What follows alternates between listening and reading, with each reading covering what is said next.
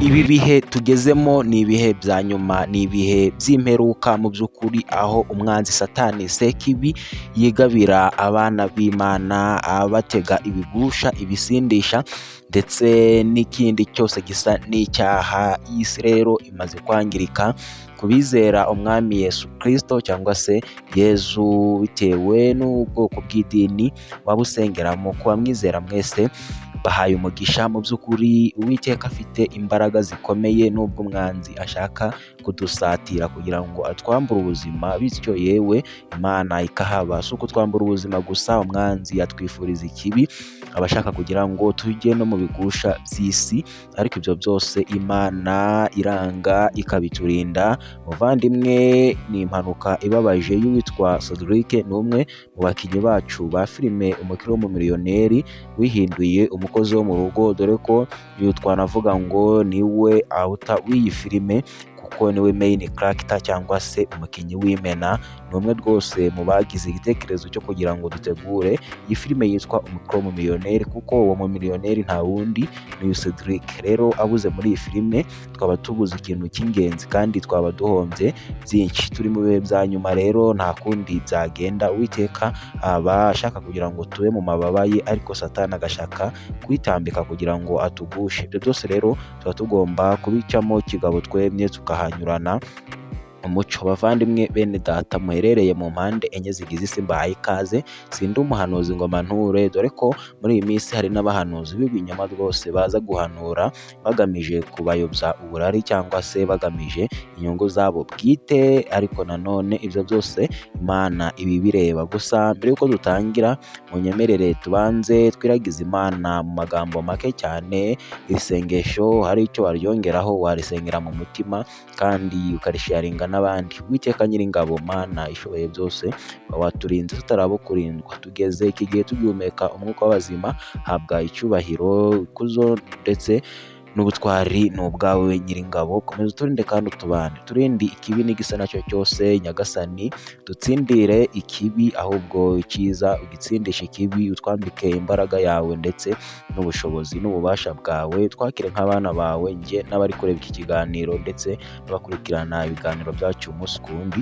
Nyagasani, ngaho duhana umugisha n'abawe bose baherereye mu mpande enye zigize isi, ku izina rya Yesu, amen. Mu by'ukuri ntabwo byoroshye bavandimwe gutangira twiragiza Imana, ni ibintu bikomeye cyane. Imana iba yarakoze ibitangaza mu buzima bwacu. Aho uri hose ushobora kuba urukurira muri iyi si, byo niko bimeze, buri wese abarira ubuzima urimo, uba wifuza uburenze ubwo. Mw'iyi si ntawe unyurwa, yaba umukire, umukene, umutindi. Erega umukire n'umutindi baratandukanye bavandimwe, bose baba barira. Nta n'umwe ushimishijwe n'uko ariho. Igikara gikeneye kuba inzobe, inzobe nawe ararira ngo ni nyamweru. Akeneye kuba igikara. Umuremure ararira ngo aresha n'agasumbashyamba, umugufi ararira ngo aresha n'ipine. Mu by'ukuri ibintu ntabwo byoroshye muri iyi si yacu, gusa bavandimwe tujye twiga kunyurwa. Ibi byose ushobora kuba wibajije impamvu mbivuze, gusa reka mbahe urundi urugero rwa nyuma, bundi nze mu nkuru nyamukuru, kuko Imana yakoze ibitangaza kuri uyu munsi nka timu yacu umukire w'umumiliyoneri, inyuzwa ku muyoboro mugari w'itsinda rya Press Vision. Ni umuryango mugari cyane umaze kwaguka. Byose nta kindi bivugiye rero, gusa Imana ifite imbaraga zayo bavandimwe. Ese muvandimwe, nzi ko ufite ubwenge, kankubaze iki kibazo mbere y'uko dutangira. Reba imyaka ufite, ishobora kuba ari 10, 15, 20, 50, cyangwa se uri umusaza usheshe akanguhe. Reba igihe wavukiye, uracyariho. Mu by'ukuri subiza amaso inyuma, urasanga ari benshi ndetse cyane mwavukiye rimwe ariko batakiriho. Bita wibaza ikibazo ngo ese njye kuba nkiriho ni ukubera iki? Ni uko ndi mwiza kurusha abandi? Ni uko ndi umukire kurusha abandi? Ni uko ndi intungane kurusha abandi? Ibyo byose numara kubyibaza, urasanga nta kindi urusha abandi, ahubwo ari urukundo ndetse n'umugambi Imana ikigufiteho. Bavandimwe, gusa mbasabye kucaringira aya makuru mu by'ukuri nubwo ababaje ariko arimo ibitangaza kuko uyu munsi Imana yahabaye rwose, ni umunsi utazibagirana ku ya 26 Gashyantare 2025. Munyemerere ntangire rero iyi nkuru mbahaye ikaze kuri uyu muyoboro wacu kandi wanyu.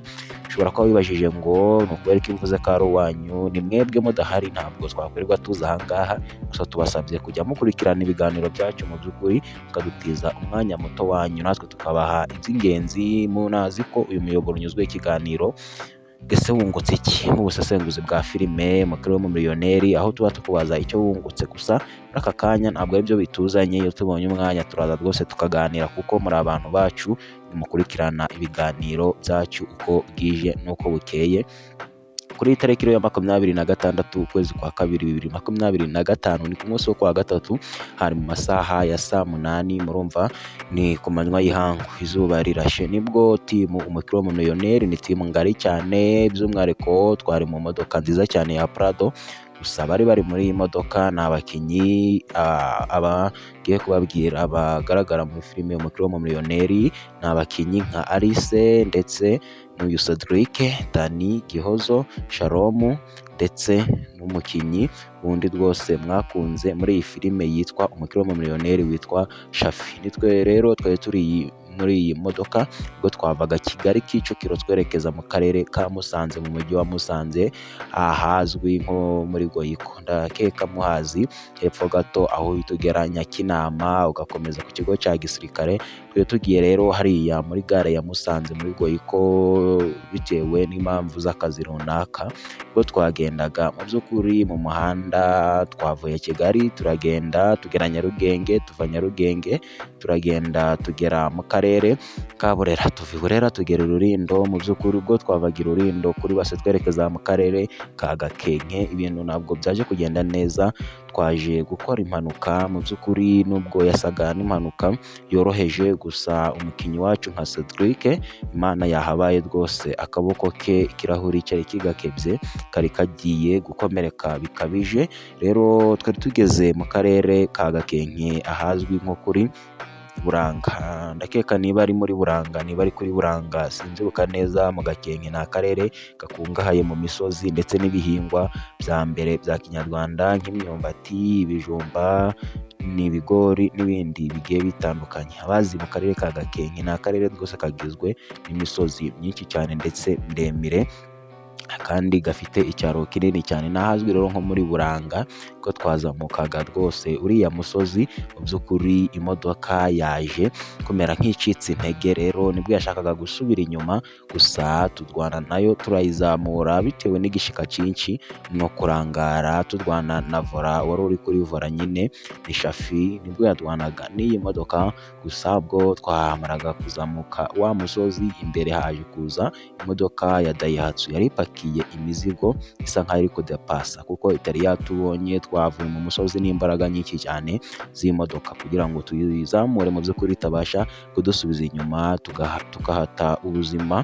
Daihatsu rero ntabwo twayibonye, twameze nk'abakase, kuko murabizi ku muhanda haba hari ibyuma bitangira imodoka rwose, iyo bitahaba kiba imodoka yarenze umuhanda ikagwa hasi cyane, kandi munsi hari ikiraro kirekire cyane aho bogereza amagare ndetse n'amamoto, nk'icyo twakwita ikinamba. Kuva ku muhanda kugera hasi ku kiraro mu mugezi, kuko nyine hari ku mugezi, harimo metero zigera muri 14. Murumva ko ni harehare cyane, ntabwo nizera yuko tuba tugihumeka, nubwo haba hari abahumeka baba ari bake cyane, kandi twe turi mu modoka turenga 6 tugera ku 8. Rero ni Imana yatabaye ubuzima bwacu, nibwo imodoka yahitaga yikata bitewe n'uyu mushoferi wa Daihatsu washakaga kutwitambika, bityo imodoka ihita ikubita kuri bya byuma byo ku muhanda bigarura imodoka. Maze gukubitaho rero, kuko Cedric yari yicaye imbere ndetse na Alice n'uwitwa Shafi ari kuri vole, Alice ari hagati, Cedric nawe akikije Alice nyine, kuko umukobwa agomba kwicara hagati. Nibwo Cedric yameraga nk'usohoye umutwe, habuze gato rwose umutwe yarawukubise kuri icyo cyuma, ndetse n'ikirahuri kimwe cy'imodoka mu ruhande Cedric yari arimo cyese kivamo kigiye kumukata akaboko.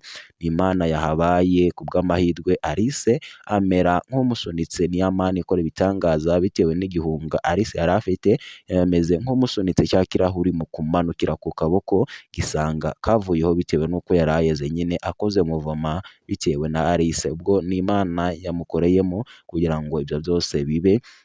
Rero ndakubwiye ngo rwose nubwo byasaga nk'ibiteye ubwoba iyo mpanuka yabaye, nta n'umwe wangiritse uretse ubwoba n'igihunga twagize.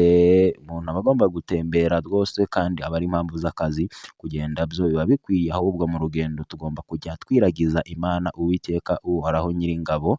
Imana yabaye rero nabyita ko ari nk'impanuka, kuko impanuka rega ni nyinshi, no kugwa ugasitara ugenda n'amaguru nayo ni impanuka, mugenzi wawe kukugwaho atabishatse ni impanuka. Impanuka ubundi ni ikintu kiba mu buryo butateganyijwe gitunguye umuntu, ariko cyari kigamije kumushyira mu kaga. Ni Imana yabaye rero, reka nkubwire ngo nta n'umwe wigeze akomereka rwose, nta n'umwe wagize n'igisebe uretse uwo Cedric wari ugiye kuhaburira ubuzima. Imana yahabaye, byose nta kindi banga ni ukwiragiza Imana, ukabyuka ugasenga, ukajya kuryama ugasenga, kuko ushobora kuryama utagaruka, ushobora gusinzirira ko.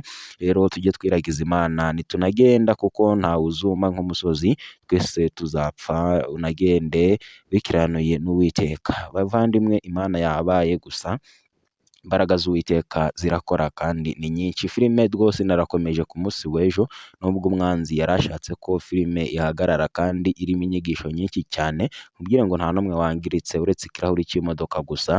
Ibyo byo rwose nta kibazo kibirimo, amagara yacu ni mazima. Reka dushimire Uwiteka Imana kandi tubashimire cyane bavandimwe, mwe mwese tubana kuri uyu muyoboro wa Gahizi CS TV. Nawe utarakora subscribe uyikore kugira ngo utajya ucikwa, kuko waba uri guhomba cyane. Turabakunda cyane mu by'ukuri, aho muherereye hose mu mpande enye zigize isi, muri abantu b'ingenzi kandi turabazirikana. Mudahari ntabwo twaza kuri mikoro. Rero muramuke mugire ijoro ryiza. Gusa nawe niba ari igitangaza Imana yagukoreye mu by'ukuri bitewe n'amagambo wamaze kumva tugitangira abashira mu gakiza, wandike muri comment ngo shimwa Mana, kuko nusubiza amaso inyuma urasanga ari byinshi yagukoreye. Urasanga ari benshi mwavukiye rimwe batakiriho, ushobora kuburira none ngo wabuze inkweto zo kwambara. Gusa muvandimwe umenye ngo hari utagira n'amaguru, basi wowe ufite amaguru yo kuzambika, kandi ibintu ntibishakwa muri iyi si. Ikibazo cyose cy'amafaranga cyo ni ikibazo rwose gikemuka, ikibazo aba ari igihe, kandi niba ari ibyo ukora ukabona biri kwanga, wihangane, ni ikibazo cy'igihe. Mu by'ukuri ni benshi cyane baturutse habi cyane kandi ubu bari successful. Rero nawe ihangane, nta kure habaho, kandi inzira ya muntu ni uruziga. Abavandimwe ndabashimiye cyane, mwihangane namwe bitameze neza, namwe bimeze neza, mwibuka abababaye, ntimudamarare ngo mudabagire, kandi Imana yarabibahaye kugira ngo mufashe abandi. Tuvuze bwakwira bugaca abavandimwe, turabakunda cyane. Uyu muyoboro muzungukiraho byinshi, wowe utarakora subscribe warahombye cyane. Wibuke gukora share kandi wibuke gukora handitswe subscribe cyangwa se abone, kugira ngo uyaboneshe kuri uru rubuga, bityo ube umwe mu bafatanyabikorwa b'uyu muyoboro, ndetse uba unashyigikiye ibikorwa byacu mu buryo butagoye rwose. Nta kindi bigusaba, ni ugukanda iyo buto y'umukara yanditswe subscribe, ugafungura inzogera, bityo ukajya ubona amakuru n'ibiganiro binyuzwa kuri uyu muyoboro utiriwe ujya mu ishakiro, ahubwo ukajya ubona notification mu ba mbere. Ikindi kandi wibuke guha like aya makuru cyangwa se iki kiganiro tugiranye, kugira ngo iyi video igere no ku bandi. Wibuke gukora handitswe share cyangwa partage. Share yawe ni uruhare rukomeye cyane rwose, urabushigikiye ibikorwa byacu. Imana iduhane umugisha bavandimwe, mwe mushigikira ibikorwa byacu kandi mwe mudahwema kudukurikira. Amahoro y'Imana abane namwe aho muri hose mu mpande enye zigize isi. Uwiteka akomeze abarebe icyoroshe. Imana yo mu ijuru rugira Nyiringabo iduhane umugisha, mwe mwese mudahwema kudukurikira. Tubifurije kugubwa neza aho muri hose mu mpande enye zigize isi. Dukomeze rwose n'andi makuru ari buze nyuma y'aya ngaya, kandi mukomeze kugira ibihe byiza.